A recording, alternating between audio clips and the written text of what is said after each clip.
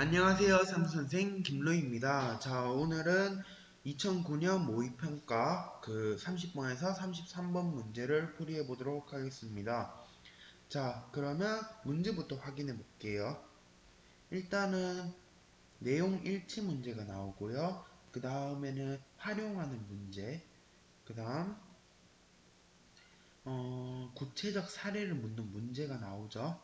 다음 그 다음에 이 문제는 이제 어휘 문제인데, 그러면 처음에 문제부터 문단을 끊고 읽어보도록 하겠습니다. 목장의소가 인근 옥수수밭의 농작물을 훼손하며 하여 목장 주인과 농부 사이에 분쟁이 생길 때 울타리를 목장 주변에 쳐야 할까 아니면 옥수수밭 주변에 쳐야 할까, 그리고 누가 비용을 부담해야 할까. 또 식당과 일단 사례 하나가 나왔죠. 그 다음 또 식당과 같은 공공장소에서 흡연 문제를 해결하고자 할 때 흡연자와 비흡연자 사이의 갈등을 어떻게 해결할 수 있을까?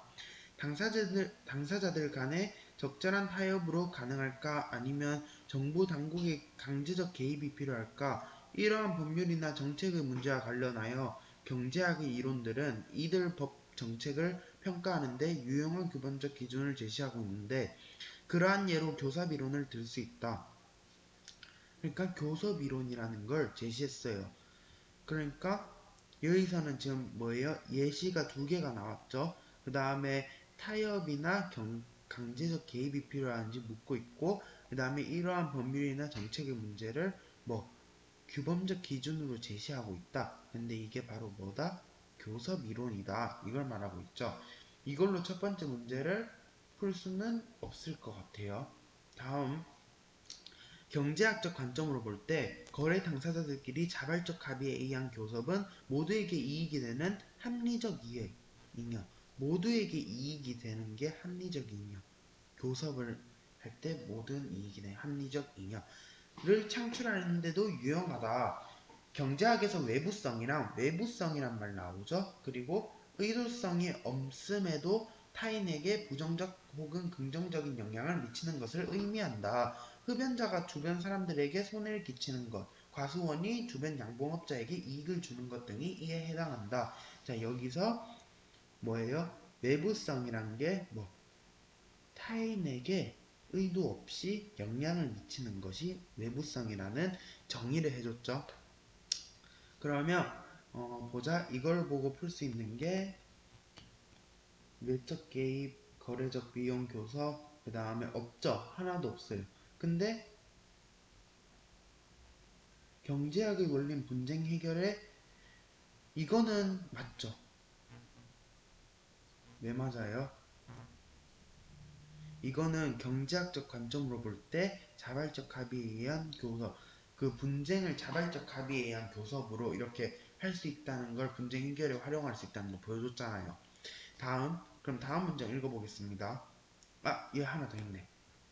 자발적 합의에 의한 교섭은 거래 쌍방에게 모두 이익이 될 수 있다. 이익이 될 수 있다. 보자. 예. 모두에게 이익이 되는 합리적 이익을 창출할 수 있다. 나오죠. 그래서 오해예요. 그럼 벌써 선지가 3개로 줄어졌죠. 그럼 다음 질문 읽어보도록 하겠습니다. 코즈 교수는 교섭을 위해 드는 비용을 총칭하는 의미로 거래비용이라는 용어를 사용하였다. 거래비용이라는 새로운 의미가 나왔고, 교섭을 위해 상대방의 정보를 탐색하는 데 드는 비용, 상대방과 의사소통을 공간하는 데 마련하는 그런 비용 등이 어떤 거다? 거래비용이 된다. 자, 다음 질문. 코즈 교수는 거래 비용이 0인 경우 법에 의지하여 강제를 하지 않더라도 사적 교섭을 통하여 문제를 효율적으로 해결할 수 있다고 보았다. 그래서 사적 교섭을 통하여도 문제를 해결할 수 있다고 누가 봤다고? 코즈 교수라는 사람이 봤다. 그에 의하면 거래 비용은 0에서 무한대의 범위를 가지며 거래 비용은 수준에 따라 교섭이 가능한지 혹은 교섭이 어려워 다른 대체적 수단이 필요한지가 결정된다. 아래 그림에서 보는 것과 같이 거래 비용의 범위를 교섭 범위와 비교섭 범위로 구분할 수 있는데, 교섭 범위와 비교섭 범위란 말 나왔죠. 다음, 교섭 영역이 나왔죠. 그 다음 그 기준이 되는 거래 비용의 역치가 존재한다. 역치라는 말이 나오는데 뭔지 모르면 일단 읽어봐요. 여기 나오죠, 정의가. 거래 비용의 역치란 교섭이 가능한 거래 비용의 최대치, 교섭이 가능한 비용의 최대치를 역치라고 한다. 이 역치보다 거래 비용이 적으면 교섭이 이루어질 수 있지만 그 반대의 경우는 법과 같은 강제적 개입이 필요하다. 그러면 한마디로 뭐예요? 여기에서 그러면 외적 개입이 필요한 이 구간을 뭐예요? 비교섭. 여기를 교섭 영역이라 한다는 거죠. 그리고 여기에서 이 역치는 최대치라 했는데 이것보다 적으면 교섭이 일어날 수 있다 했는데 이것보다 이제 많으면 교섭이 외적 개입이 필요하다는 거죠. 이 외적 개입은 법과 같은 강제적 개입을 말하는 거고, 그러니까 나는 거래 비용을 이만큼 최대치로 했는데 그게 부족하면은 비교섭으로 넘어간다는 거죠. 근데 그 안에서 해결을 할 수 있으면 그건 교섭이고 이 뜻이죠. 자, 그러면 이걸로 첫 번째 일치 문제를 풀 수 있을 거예요. 사람에 따라 거래 비용의 역치는 다를 수 있다. 아직 이건 안 나왔네요. 다음, 거래 비용은 교섭을 위해 드는 비용을 의미한다. 거래 비용은 교섭을 위해 드는 비용. 맞죠? 아까 그렇게 설명했어요. 외적 개입이 없다면 거래 비용은 일정하게 유지될 수 있다. 외적 개입이 없다면 거래 비용이 일정하게 유지될 수 있다. 이것도 아직은 몰라요. 자, 그럼 다음. 그리고 이 역치는 사람들에 따라 다를 수 있다. 상대적으로 높은, 자, 역치는 사람들에 따라 다를 수 있죠. 아까 선지에 나왔죠. 그럼 일단 넘어갈게요. 상대적으로 높은 거래 비용 수준에서 역치를 갖는 사람의 경우에는 높은 거래 비용의 수준의 역치를 갖는 사람들은 상대적으로 높은 거래 비용 수준에서도 교섭이 성공할 것이라고 믿는다. 그러니까 높은 사람은 높은 수준에서도 교섭이 성공할 거라고 믿는데요. 반면에 낮은 거래비용 수준에서 사람들은 역치를 갖는 사람은 낮은 거래비용 수준에서만 교섭이 이루어질 수 있다고 판단하게 된다. 따라서 그는 많은 상황에서 법의 개입을 선호하게 된다. 많은 상황에서 법의 개입을 선호하게 된다. 이렇게 말했고, 그러면 앞에 뭐라 했어요? 사람에 따라 거래비용의 역치는 다를 수 있다. 이렇게 말했죠. 그리고 4번을 보면은 외적 개입이 없다면 거래 비용은 일정하게 유지된다 했는데 여기 보면 여기 아까 보면은 역치의 그 정의가 뭐였어요? 역치의 정의는 교섭이 가능한 거래 비용의 최대치라 했잖아요. 근데 여기는 이 거래 비용은 일정하게 유지될 수 있다 했는데, 그리고 이 밑에 뭐라 했어요? 이 역치는 사람들에 따라 다를 수 있다 했잖아요. 역치는 교섭이 가능한 비용의 최대치고 이게 사람들에 따라 다를 수 있지, 단지 외적 개입이 없다는 가정하에는 이게 유지될 수 있다는 게 아예 성립이 되지 않는 거예요. 사람들이 다르면 거래 비용이 또 달라질 수 있기 때문에. 그래서 답은 4번. 자, 다음. 이처럼 경제학의 원리는 법이나 정책의 방향을 설정하고 법적 분쟁을 효율적으로 해결을 위한 법률가의 부담을 줄여줄 수 있다. 사적 교섭을 저해하는 장애 요인을 제거할 수 있는 법을 구성한다라는 규범적 코즈. 규범적 코즈 뭐? 사적 교섭의 저해하는 장애 요인을 제거할 수 있는 법을 구성한다는 규범적 코즈. 의 정리, 그 다음에 사적 합의 실패에 의한 손해를 극소화할 수 있도록 법을 구성한다라는 어떤 거? 규범적 홈즈의 정리. 이거는 법률가들에게 하나의 길잡이가 될 수 있다. 이렇게 말하죠. 그러니까 한마디로 이런 경제학의 원리가 하나의 법률가들의 부담을 줄여줄 수 있는 수단이 될 수 있다. 이런 뜻이죠. 그러면 31번을 풀어볼게요. 외적 게임의 여부에 대해 갑과 을이 동일한 의견을 보일 구간만 보기에서 고른 것은, 갑은 이게 거래 비용의 역치래요. 을은 이게 거래 비용의 역치래요.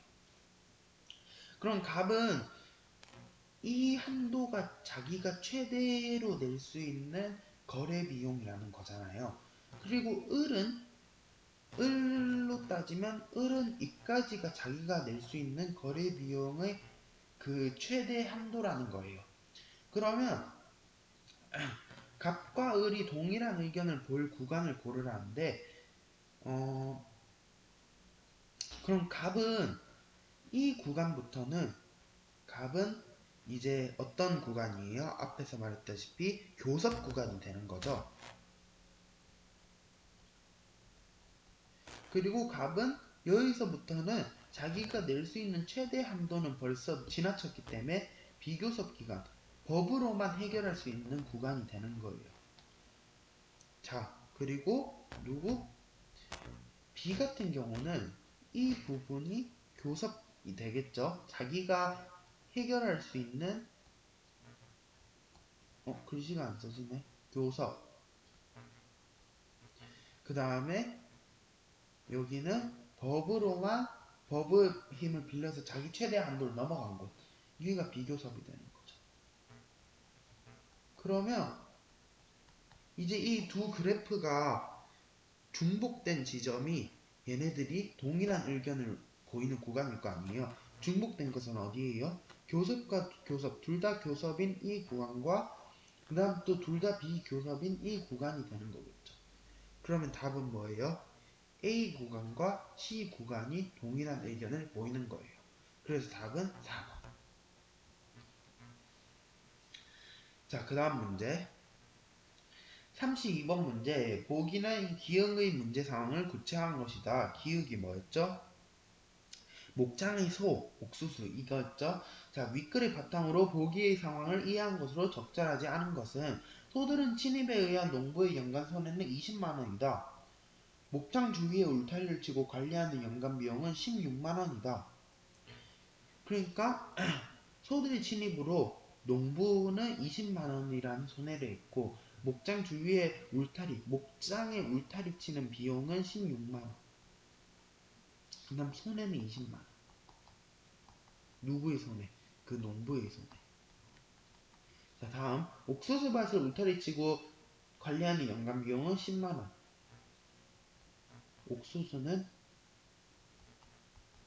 옥수수 울타리는 10만원. 이 지역은 이러한 분쟁 때문에 방목 제한제라는 걸 채택했대요. 그래서 목장주가 자신의 목장 주위에 울타리를 치고 관리해야 된다는 건데 이게 이런 법이래요. 방목 제한제가. 이에 목장주는 농부에게 옥수수밭 주위에 울타리를 치게 해주면 그 차익으로 인한 이익의 6만원의 2분의 1인 3만원을 울타리를 치고 관리하는 비용에 10만원에 합해 농부에게 연간 13만원을 지불하겠다고 하였다. 그러니까 옥수수 울타리를 관리하는 비용 10만원 그리고 거기에다가 그 10만원에 16만원 얘가 원래 목장에 쳐야 되는데 목장에 안 치는 대신 6만원이라는 이익이 남잖아요. 그 이익에서 반을 떼가지고 3만원을 또 옥수수 사람한테 준다는 거죠. 둘이 앞에 13만원을 지불하겠다 했다. 그래서 교섭을 한 거죠. 이 교섭에 드는 거래 비용은 만원이었어요. 그래서 이 교섭은 합의에 이르게 됐다. 이렇게 된 거죠. 그럼 선지를 읽어볼게요. 합리적 잉여보다 거래 비용이 더 컸다면 교섭이 성공적으로 못할 수도 있고 맞는 말이죠. 만약에 거래 비용이 5만원 정도였다면 얘는 13만원을 분명히 이렇게 해가지고 주기로 했는데 거래 비용이 5만원이나 들어요. 그러면은 손해가 되는 둘 다 그게 거래가 안 되죠. 5만원이나 드는데 누가 그 거래를 또 할 수가 있어요. 합의를 할 수 있어요. 그래서 안 되는 거예요. 법적인 해결보다 교섭이 사회적으로도 효율적임을 보이는 사례 맞죠? 법적인 해결이 뭐예요? 방목 제한제였는데 그걸 안 하고 교섭을 통해서 더 둘 다 이득을 받잖아요. 합리적 이용을 받잖아요. 그래서 이 지역에서 채택한 방목 제한제는 규범적 홉스의 정의에 부합하지 않는 것을 볼 수 있군. 방목 제한제는 규범적 홉스의 정의에 부합하지 않는다. 한번 볼까요? 방목 제한제는 어떤 거라 했어요? 목장주가 목장에 치는 거잖아요. 그럼 16만원이라는 돈이 들겠죠? 그러면 규범적 흡수의 정리는 뭐예요? 어딨지? 여기 사적 교업을 저해하는 장애 요인들을 제거할 수 있는 법을 구상한다. 요게 기본적 홉스는 이거네. 그 사적 합의의 실패에 의한 손해를 극소화할 수 있도록 법을 구성한다. 이게 규범적 홉스의 정리잖아요. 근데 손해를 극소화할 수 있는 법인데 이 16만원은 손해를 극소화하는 게 아니지 않을까요? 옥수수밭에 그냥 울타리를 쳐도 그 소들이 안 나올 건데 그럼 10만원에 해결을 할 수 있는 걸 굳이 16만원에 해결하는 거는 오히려 손해를 극소화시키는 게 아니라 손해를 더 극대화시키는 거 아니에요? 그래서 이거는 부합하지 않는다고 하는 거예요. 다음, 농부나 목장주의 이거 교섭이 성공하지 못하겠구나 하면 맞는 말이죠. 네. 그러니까 맞는 거예요. 교섭이 성공을 못하니까 만약에 5만원, 10만원이 돼도 그렇고 5만원이 돼도 그렇고 농부나 목장주의 입장에서는 부정적 외부성으로 인한 비효율성의 문제가 발생한 거다. 맞죠? 외부성으로 인해서 비효율성의 문제가 발생했다고 앞에 지문에서 설명을 했었어요. 여기 보면은 비효율성이라고 있었죠. 그래서 O. 다음 규범적 코즈의 정리에 따르면 반목제한제는 목장주가 교섭보다는 법적 강제를 선호하게 되는 요인이겠군. 맞아요? 규범적 코즈의 정리는 뭐예요? 사적 교섭을 저해하는 장애 요인들을 제거할 수 있는 법이잖아요. 맞죠? 그러면 얘는 방목제한제는 목장주가 교섭보다는 선호하게 되겠군. 그러면 얘는 틀렸죠? 그럼 이상한데? 이것도 부합하지 않겠구나. 맞네요. 설명해놓고 부합하지 않겠구나. 맞죠? 그래서 이거 틀려가지고 잠깐 이상했는데 얘는 법적 강제를 선호하는 게 아니죠. 방목제한제는. 그러니까 목장주는 뭘 선호했어요? 교섭하는 걸 선호한 거잖아요. 방목제한제라는 법적 경제를 법적 강제를 선호하게 된 건 아니에요. 단지 법적 강제에 거부를 하고 뭘 선택한 거예요? 교섭을 선택한 거잖아요. 그래서 틀린 거예요. 이게 일치하지 않는 건데 자꾸 이걸 설명해 놓고 잘못 봤네요. 그래서 답은 5번입니다. 33번 문제입니다. A2를 활용하여 작은 글짓기를 해봤다. A가 뭐죠? A는 개입이라는 건데 여기서 이 국제적으로 적극적으로 개입해야 된다 이 말이죠. 여기서 개입은 어디 있었어요? 강제적인 개입이 필요할까? 맞는 말이죠. 그 다음에 개인들의 노력을 합치면 무에서 유로 창출할 수 있다. 무언가 낼 수 있다. 이런 말이잖아요. 창출이 어디 있지? 합리적 잉여를 창출할 수 있다. 합리적 잉여를 낼 수 있다. 맞는 말이죠. 선호는 뭔가 좀 더 좋아한다. 이런 뜻이잖아요. 거기에 좀 치우친다. 나의 생각이. 법적 개입을 선호하게 된다. 소형차에 대한 선호도가 높아진다. 둘 다 똑같은 말이에요. 여러 회사 중 우리 회사가 수도권 지역 설정되었다. 수도권 지역 사업자로 설정되었다. 방향을 설정하다. 정책의 방향을 설정하다. 이건 다른 말이죠. 왜요? 이거는 여러 개 중에 이 회사가 설정됐다는 거고 앞에 있는 설정은 방향을 이걸로 선택하게 되었다. 이때는 약간 선택의 의미를 좀 담고 있지 않나 이렇게 생각하네요. 5번 이기적인 욕망은 사회적 발전의 저해 요소, 좀 더 낮추는 요소라는 거죠. 질을 낮추는 저해 장애 요인들을 제거할 수 있다. 얘도 약간 질을 낮추는 그런 장애 요인을 제거할 수 있다. 이런 말이죠. 그래서 답은 뭐예요? 아까 체크해놨네. 4번입니다. 그러면 오늘은 여기까지 하겠습니다. 안녕.